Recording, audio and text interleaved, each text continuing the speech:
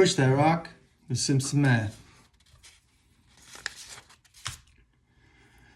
This lesson is about the power rule of integration. The power rule of integration applies to integrating x to the n where n is not -1. So as long as n isn't -1, it could be any other number, then the way you integrate x to the n is you add 1 and that becomes your new exponent. So you add 1 to the exponent and that's your new exponent. And then you take the reciprocal of the new exponent and put it out front. Plus c. Let's do an example. Right quick. So let's say I had x to the 5 and I wanted to integrate it with respect to x. Well, I just add 1 to the 5 and make it 6, and then I take the reciprocal of that and put it out front. And then don't forget your plus c. There you go. Now, let's do this one. Well, I can't use the power rule yet. I don't have x to a power. So you got to rewrite that as x to a power. So that would be x to the -3/5. Remember, the 3 is the exponent, is the power, but the index of the radical, the root, is the denominator. And then it was in the denominator. This whole thing was in the denominator, so it's a negative exponent. Now, how do you integrate? You add 1. Well, when I add 1, 5/5, to a -3/5, I get 2/5. And then you take the reciprocal of 2/5 and you put it out front. And don't forget your plus c. Now, we had a radical talk to begin with, so maybe we should go back to radical talk, and we'll make this the 5th root of x squared plus c. And that's how you do that. Do that. IGGY. Let's do one more. Oh my, what's this? This isn't a power rule. This is some kind of weird quotient rule. We don't have a quotient rule. Oh, that's okay. We do have walk like an Egyptian. Yeah, y'all know how to do that.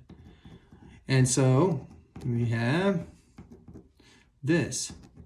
And Shabib right now is yelling at the screen, I know, this right here. Oh, that's the square root of x times the square root of x. Good, Shabib. I'm glad you finally learned that.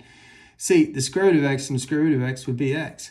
And so that allows me just to reduce, and I just have the square root of x there. What about here? Well, I can play that same game. That's x times square root of x times square root of x over the square root of x. Because this times this would be x, and x times x is x squared, and so that's gone. Okay? And then we could play the same game here, or you could also admit that this is x to the 5 over x to the 1/2. And so you could subtract 5 minus 1/2 is 4.5 or 9/2. And then here we have x times x to the 1/2 or x to the 3/2. And then the square root of x is x to the 1/2. And so now we're just got power rule term by term. Oh yeah, this is a cool thing.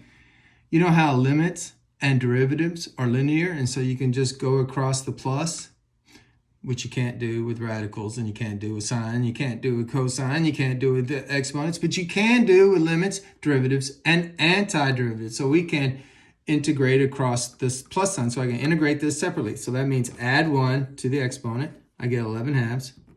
Put the reciprocal out front. Add 1 to the exponent. I get 5/2 and put the reciprocal out front. Add 1 to the exponent. I meant for that to be a plus sign. Oh, there we go.